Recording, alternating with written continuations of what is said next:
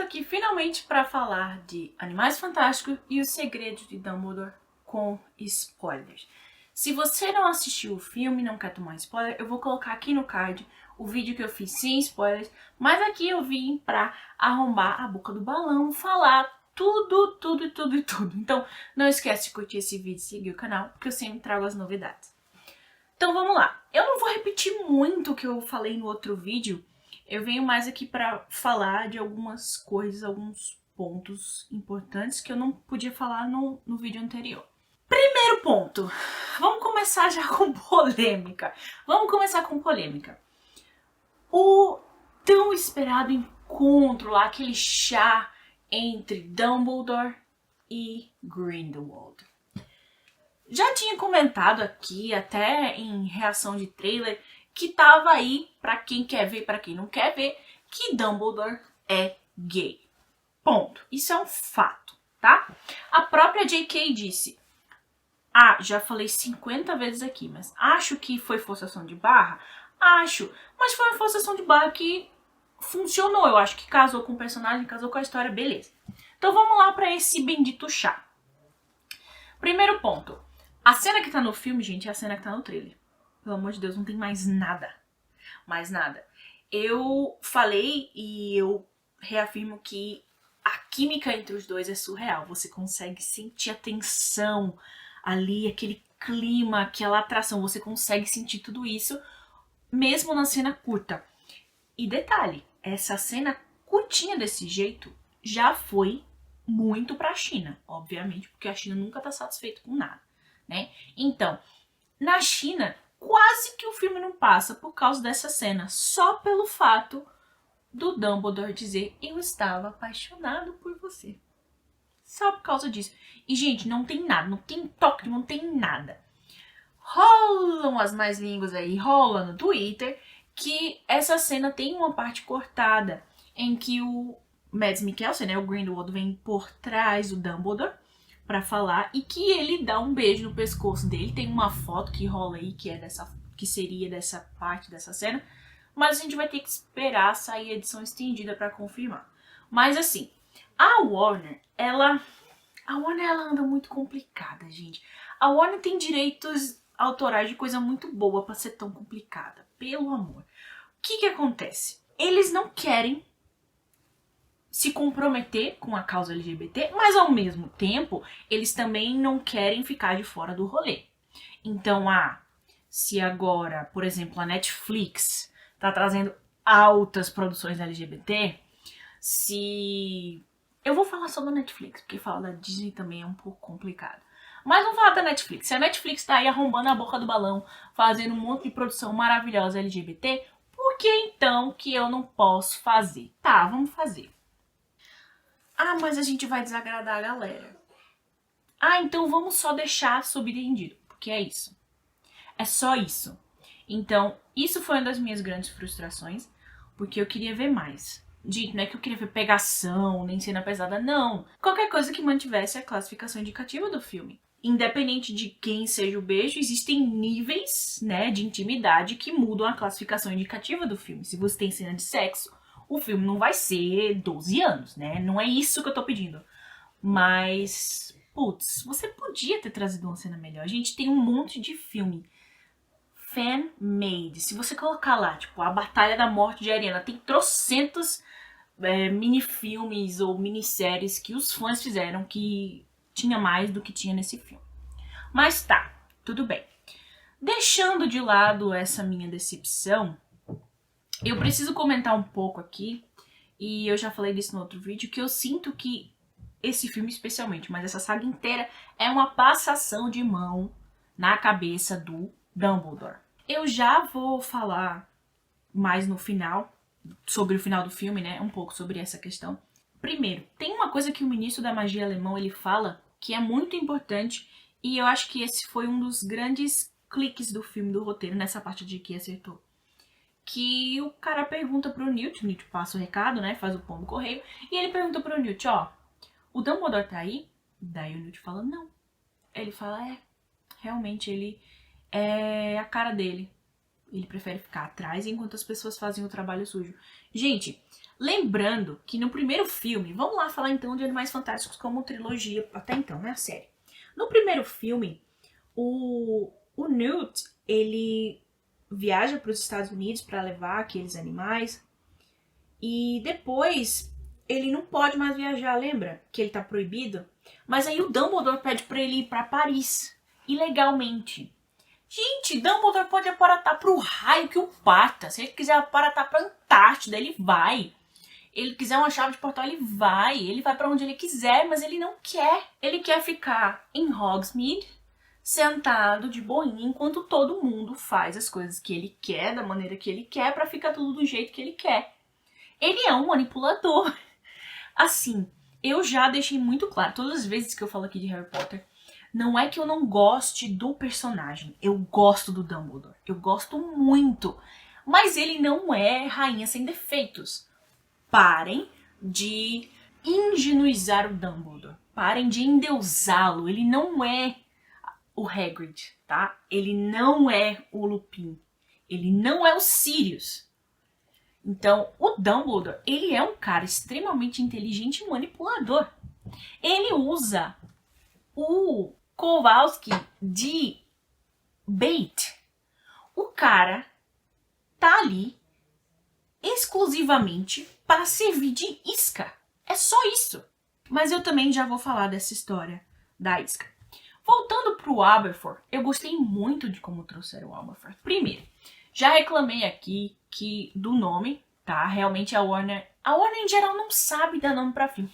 Isso não é só aqui em Animais Fantásticos, tá? Em geral eles não sabem dar nome pra filme. E esse nome não tem nada a ver. Primeira coisa, que não é segredos, é segredo. Porque que Dumbledore é gay, todo mundo já sabia. O trocadilho de ser os segredos de Dumbledore, ou os segredos do Dumbledore, é porque não é do alvo Dumbledore, é do Aberforth Dumbledore. A mentira, no caso do Grindelwald, seria dele ser irmão do Dumbledore, porque ele não é. Ele não é irmão do alvo. Ele é sobrinho do alvo, filho do Aberforth. Como? Em que mundo? Porque o próprio alvo fala que existiam rumores de que existia uma criança. O Dumbledore, ele sabe de tudo. Ele é praticamente onisciente. Como que ele, sabendo dessa situação, ele não foi atrás?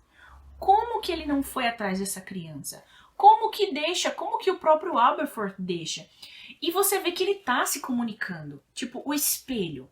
O espelho foi um ponto que foi jogado, fanservice que não foi explicado. Tipo, se você lembra de Harry Potter lá nos últimos filmes, o Harry, ele se comunica com o Aberforth, que aí meio que tipo, você descobre que o Dumbledore tem um irmão, e através do espelho. Esse espelho tava num castelo lá na Conchinchina. Mentira, não é na Conchinchina não, mas é só pra fazer a expressão. E tipo, como? Quer dizer então que o espelho foi criado por acaso? Através da conexão que os dois teriam? Isso também pode ser que seja explicado no próximo filme, mas eu acho meio difícil. Mas assim, simplesmente esqueceram o cara no rolê, deixaram lá. Ah, pode ser que tenha um bebê, tudo bem. Tá, então se o bebê foi esquecido, como que sabiam? Como que se sabia? Quer dizer então que o Dumbledore tava rastreando o guri até então? Como que ele sabia que existia? Como que esse menino estava, coincidentemente, no mesmo barco que um herdeiro de uma família extremamente importante, um barco que naufragou? Sabe que é muita coincidência de coincidência de coincidência? Sabe? Pelo menos um ponto que eu gostei desse filme é que mostra a relação de irmão entre o Aberforth e o Dumbledore. Porque quando você vê lá no filme do Harry Potter, Relíquias da Morte, a impressão que dá é que, tipo, o Aberforth, ele não tem tanta raiva do Dumbledore quanto eu achava que ele teria. E esse filme meio que, tipo, dá uma explicada, porque o alvo teria dado apoio a ele nessa situação e tal. Mas também não explica por que o alvo esconde o irmão, por que ele esconde a família. A existência da Ariana. A Ariana tá muito presente nesse filme. Eu achei que a gente ia ver uma cena, tipo, como flashback, mas... Enfim, gente, era só ter chamado James Campbell Ball de novo. Chamava outro cara pra fazer um jovem Dumbledore e fazia a cena, ia ficar lindo. Todo mundo queria ver essa cena. Todo mundo queria ver essa cena, mas a J.K. não deu essa cena. A J.K. deu trocentas vezes a Fox lá aparecendo pra confirmar que o cara é um Dumbledore. Mas tá, tudo bem. Agora vamos falar de outra polêmica da Warner. Ela é a Ezra Miller. Ezra Miller, lembrando que ele não é só o Credence Barebone, ele é o Flash. E teremos um filme solo do Flash. Porém, o Ezra, ele tá envolvido assim numa bola de neve e a Warner aparentemente também não vai fazer mais nenhum projeto com ele. E assim, eu venho por meio desta mais uma vez reafirmar que eu acho injusto a Warner ter tirado Johnny Depp e não ter tirado a Amber Heard, tá? Lembrando que agora tá rolando de novo o caso e a Amber continua no Aquaman 2, mas o Johnny Depp não. E o Credence, aparentemente, pelo jeito que a gente vê que ele tá lá no final do filme, ele vai morrer. O que já era de se esperar, não apenas pela questão do Obscuros, mas com toda essa polêmica a gente imaginou que ele não ia continuar. Até porque ele não ia miraculosamente sumir, né? Se o Dumbledore tivesse um sobrinho, todo mundo ia saber. A Rita Skeeter certeza teria colocado isso na primeira página do Profeta Diário. O Credence encontrou o pai, tipo, o pai de chocadeira, porque quem que é a mãe dele? Não se fala, só fala que foi no mesmo verão em que o Dumbledore conheceu o Grindelwald. Era em Godric's Hollow que ele tava, não era? Como que ele tava? Pra onde ele tava indo? Por que ele tava indo pros Estados Unidos? Sabe? Tem muita pergunta e pouca resposta. Inclusive, tem algumas teorias que dizem que, tipo, o fato do Dumbledore ter tentado salvar o Snape na época que ele era Comensal da Morte, seria pelo fato de ele lembrar muito do Credence, né, do Aurélio, que é um outro ponto. Se o menino era esquecido no rolê, ninguém sabia se era verdade, como que ele tem primeiro nome com um A? Porque é coisa da família ser nome com A. A gente tem Ariana, Alvo e Aberforth. Aurélio também começa com A. Como que essa criança foi registrada? Por que ele é Aurélio Dumbledore, não, sei lá, Aurélio... qualquer sobrenome, sei lá, Fudge. E a mãe? Só foi um invólucro pra colocar a criança pra fora? Desculpa, gente, eu tô muito revoltada. É revolta real. Porque você cria uma coisa dessa, você tem que explicar. E aí, vamos lá. Eu comentei isso até no trailer, que o segundo filme, ele se vendeu muito depois que saiu aquele trailer com aquela fala Nagini. Nagini. Nagini, Nagini, Nagini. Nagini tem uma maldição que a faz transformar em cobre, que vai chegar um ponto que ela não vai conseguir mais voltar a ser humana. E o Credence, aquele amor por ela, e não larga da mulher. E cadê a Nagini? Gente, foi um surto coletivo isso? Pelo jeito foi. Ela não é nem citada. O Credence não largou a Nagini em momento nenhum no segundo filme. Mas aqui, ela não é nem citada. Ela não tá no castelo, ela não tá em canto nenhum. Quer dizer, então, que ela já virou cobra 100% e já tá lá nas florestas da Romênia esperando o Voldemort aparecer? Cadê a Nagini? Como que você faz um filme inteiro, basicamente vende o filme com a cara da mulher e... puf! Nada de Nagini. Nem a Nagini, nem a Tina.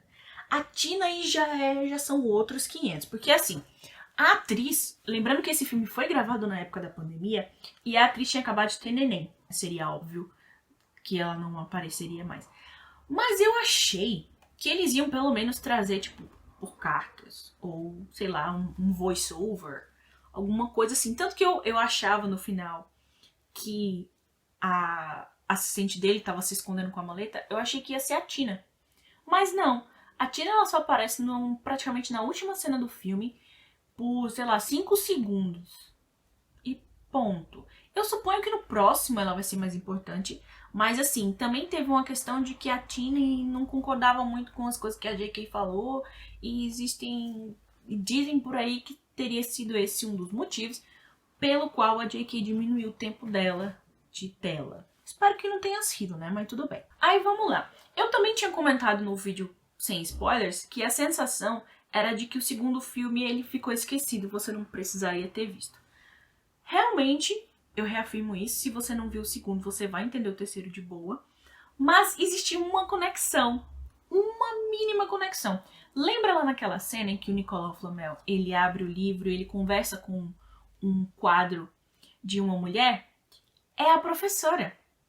A professora que aparece, a professora Hicks que aparece nesse filme.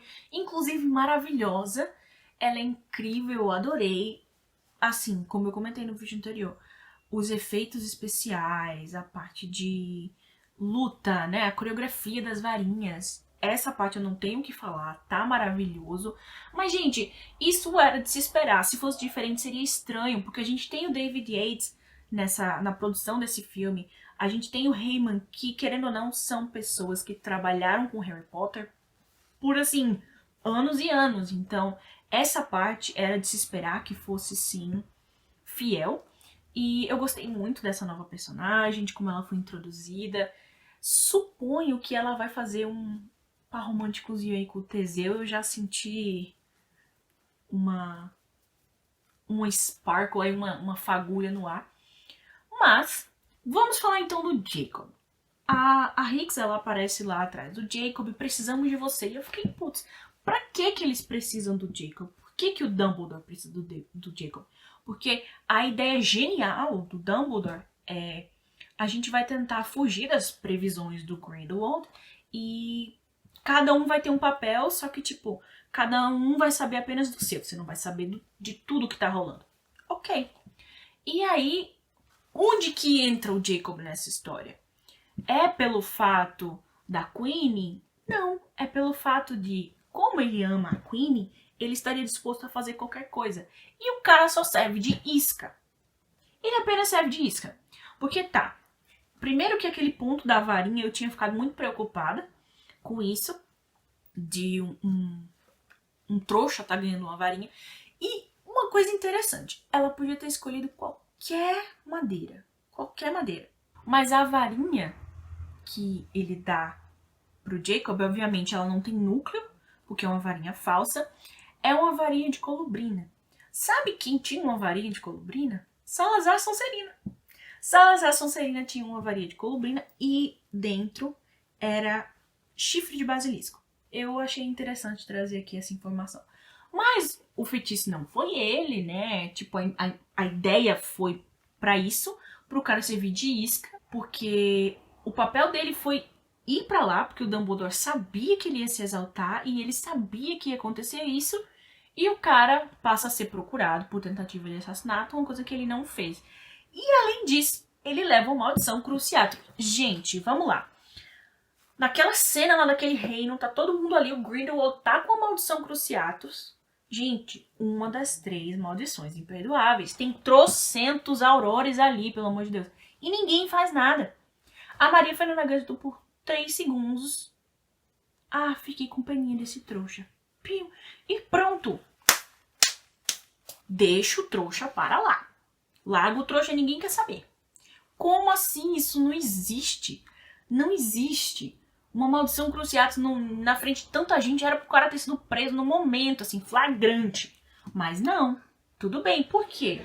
Porque o foco daquela cena tinha que ser o Tilly se curvando pro Dumbledore. Gente, vamos falar então do Tilly. Eu gostei muito do fato deles terem trazido mais animais fantásticos pro filme, que era uma coisa que tava precisando, né? Não tinha animais direito. E eles trouxeram Tilly, que é essa criatura extremamente pura, que é uma criatura que ela meio que lê as almas das pessoas. Termina lembrando muito do Testralho. Tudo bem que o Testralho não enxerga a tua alma, mas você só vai enxergar um Testralho se você tiver passado, né, pela experiência da morte ou coisa do tipo. E se, querendo ou não, eles têm isso de serem muito sensitivos. E aí esse bichinho, ele, em tese, antigamente no mundo bruxo, as pessoas usavam ele para escolher quem era o líder. Tá, isso até faria sentido se fosse tipo uma aldeia, uma coisa assim bem antiga. Mas não para governar essa nova agora Confederação Internacional dos Bruxos. Tá, surgiu esse negócio aí, a gente tem esses candidatos e o Grindelwald termina se tornando um candidato. A parte política eu gostei, a ideia, eu comentei já no outro vídeo dele sendo ovacionado pelas pessoas, né? De como que você consegue, então, seguir um cara que diz que você é melhor do que o outro. Vamos lá. A Queenie, ela vai pro lado do Grindelwald por aquela discussão que ele faz lá no Penley Chess. Ele fala, né, que na concepção dele, os trouxas não são menores do que a gente. Eles são diferentes, eles têm que ser só tratados de forma diferente, mas eles não são menores. O que já é estranho, porque a Queen, ela lê mentes. Literalmente ela lê mentes. O Grindelwald tinha que ser muito bom para falsificar seu próprio pensamento ao lado dela o tempo inteiro. Porque se ela lê mente, ela sabe o que está passando na mente dele. E aí agora, ele já vem com um discurso completamente diferente do anterior. Então, como eu tô falando pra vocês, é como se esse filme cancelasse muita coisa do anterior. Que quando ele dá o discurso lá no final, antes do cabrito, eu vou chamar de cabrito, desculpa, ele fala que, ó, tem um trouxa aqui, ó, eles merecem ser tratados assim. E dá um crúcio. Não foi isso que o Grindelwald falou antes. Não faz o menor sentido o cara simplesmente mudar de discurso agora. Ele vendia um discurso e agora ele tá vendendo outro, não faz sentido. E um ponto, aí é uma teoria, no final do filme, depois que tudo dá certo, entre aspas, e a Queen, ela tá casando, ela usa um colar.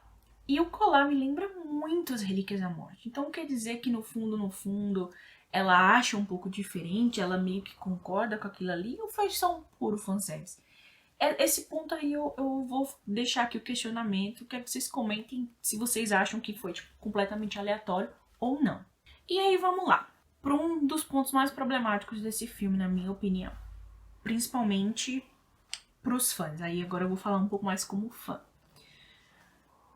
Todo o filme se desenrola pelo fato do Grindelwald ter roubado esse Tilly, e daí ele mata essa criatura, né, mostrando o quanto ele é ruim com os bichos.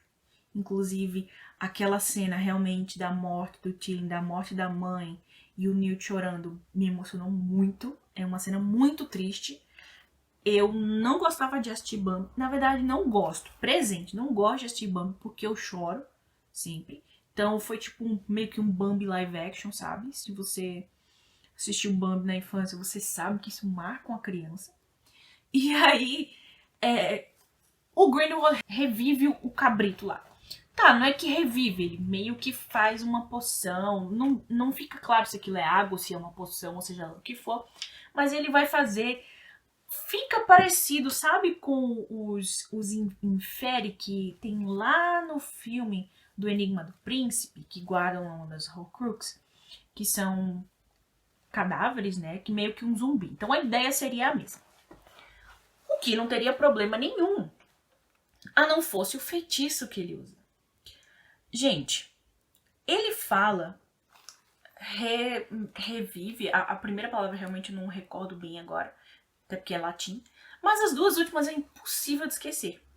Vulnera Sanctor. Vamos voltar lá para Harry Potter e o Enigma do Príncipe. Se você lembrar, o Enigma do Príncipe se chama o Enigma do Príncipe, em inglês se chama Harry Potter e o Príncipe Mestiço, porque Harry Potter acha um livro de poções que é, aparentemente, que foi de um aluno chamado Príncipe Mestiço, que a gente descobre que era o Snape. E naquele livro, existem feitiços inventados por aquele bruxo, ou seja, o Snape. O Snape, ele criou o Sectum Sempra, ele criou, entre alguns outros feitiços, se eu não me engano, o Legilimens também foi dele, e o Vulnera Sanctor, que seria a Counter Curse, seria o contrário lá para curar o Sectum Sempra. Tanto que ele usa isso na cena em que o Harry taca lá o Sectum Sempra no Draco e vê o estrago feito.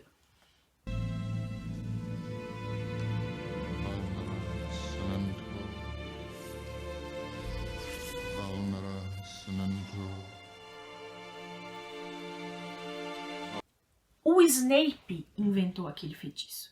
Então, como que, sei lá, 60 anos antes, o Grindelwald tá falando aquele feitiço como se fosse a coisa mais simples do mundo? Isso, pra mim, foi o furo do filme. Isso tira pra mim muita credibilidade. Eu continuo achando que o filme foi bom, tá? Não é que eu acho o filme ruim. Se você me perguntar, eu acho o filme bom e eu assistiria de novo. Porém, é um furo muito grande. Como que você faz uma coisa dessa se a própria autora dos livros está na produção? Então, putz, não fez o dever de casa? Como assim, cara? Como assim? O feitiço não existia? Ou seja, agora tu tá dizendo o que tu disse há não sei quantos anos em Harry Potter. Então, esse foi um ponto que me deixou muito triste. Um outro ponto foi a corrida maluca que foi esse filme. Eu já falei mais sobre isso no vídeo anterior, mas a sensação é que é uma corrida maluca. Você vai de um lado pro outro, de um lado pro outro, de um lado pro outro, de um lado pro outro. Do Himalaia. Não era no Himalaia. Esse foi um ponto que eu gostei de eu ter errado, porque tava essa coisa de que provavelmente ia aparecer a escola de magia aqui na Amazônia. E aí não era. Na verdade, aquilo ali era lá no Himalaia, é um outro lugar, não tem nada a ver com o Brasil. Então, eu errei, gostei de estar errada nesse caso. A gente vê o Rio de Janeiro por 2 segundos e a Maria Fernanda Cândido tá lá. Não sei se vai aparecer mais no próximo filme. Espero que sim, né? Ela tava maravilhosa enquanto ela apareceu, mas foi tipo isso aqui. E assim, você vai de ponto em ponto, como eu comentei, na Alemanha e depois não sei aonde. Gostei do Ministério da Magia da Alemanha. Eu achei que ficou bem bonito, assim. Como eu falei, o que apareceu, no pouco tempo que apareceu, foi bem feita. Mas aí vamos lá, que raio de prisão era aquela que o Teseu foi levado, gente? O cara é chefe dos aurores do Ministério da Magia britânico. E o cara é aprisionado numa prisão muito louca, completamente aleatória, pelo próprio Ministério da Magia alemão. Ah, é pra fazer correlação com o nazismo? Gente, não. Não faz sentido. Nesse caso, não faz o menor sentido. Eu achei que foi só um motivo pra botar aqueles caranguejos gigantes. Caranguejo, lagosta, nem sei que bicho era aquele. Achei a cena muito divertida. Mas, gente, que ele tivesse sido levado pelo próprio Grindelwald, não dentro do Ministério da Magia alemão. Como que ele sai arrastando o cara? O cara tá lá como chefe dos aurores. Ele bota lá aquela gravatinha que o Dumbledore deu pra ele. Ou seja, mais uma isca. Mais uma isca. Então, o nome do filme... Esse filme ele poderia ter tido 2 nomes. Animais Fantásticos e os esquemas do Dumbledore, as safadezas do Dumbledore, o que você quiser chamar. Ou um que eu acho que seria muito mais legal. Animais Fantásticos e a Escolha do Cabrito. E aí eu chego num ponto. Por que cargas d'água? Vejam só qual que é a definição lá do Tilling. O Tilling ele vai se curvar para aquela pessoa que tenha o coração mais puro. Honestamente, naquela cena eu tinha certeza que ia ser pro Jacob. Até porque essa informação já tinha sido dada lá no início do filme. Quando a Hicks ela fala, você veio tentar me defender, você é um cara de coração muito bom, você é um cara muito bom. E seria, honestamente, uma ótima reviravolta pra, em tese, o chefe do mundo bruxo, o Tyrion escolher um trouxa. Seria muito legal. Ou o Newt, que é um coração mais puro do que o Newt, gente. O cara é um neném. O cara é um neném, ele é maravilhoso. Chega a ser muito ingênuo, inclusive. E o bicho vai e se curva pro Dumbledore. Pro Dumbledore. Onde que o Dumbledore tem um coração puro e altruísta? Claro que não, gente. Claro que não. Então, assim, isso realmente é uma passação de pano. É uma passação de pano. Querem trazer o Dumbledore como herói. Ah, Débora, você não gosta do Dumbledore. Eu gosto do Dumbledore. Mas ele não é a Madre Teresa de Calcutá. Ele não é, nunca foi e nunca será. E aí no final do filme, com trocentos aurores, não sei quantos bruxos e o Dumbledore, o Grindelwald consegue fugir. Claro, né? Pra ter o 3º filme, senão não ia ter. Que supostamente teremos essa grande batalha. O Credence tá praticamente batendo as botas. A Nagini, ninguém sabe onde tá. E a Queen casa, mas o Dumbledore tá sofrendo demais pra ver o casamento. Gente, eu não tenho nem mais o que comentar. Eu acho, de novo, Acho que é um filme bom, principalmente se você não tem noção do mundo bruxo. Eu acho que ele vai convidar muitas pessoas novas pro mundo bruxo. Harry Potter tá aí e realmente nunca vai morrer. Mas tá complicado. Tá complicado. Tem um monte de coisa que agora eu não sei como é que ela vai explicar. Vamos esperar pelo próximo filme, se tiver, pra gente ver uma explicação melhor. No mais, eu fico por aqui. Eu quero que você comente o que você achou desse filme. Se você concorda ou discorda de mim em algum ponto. Um beijo e até a próxima.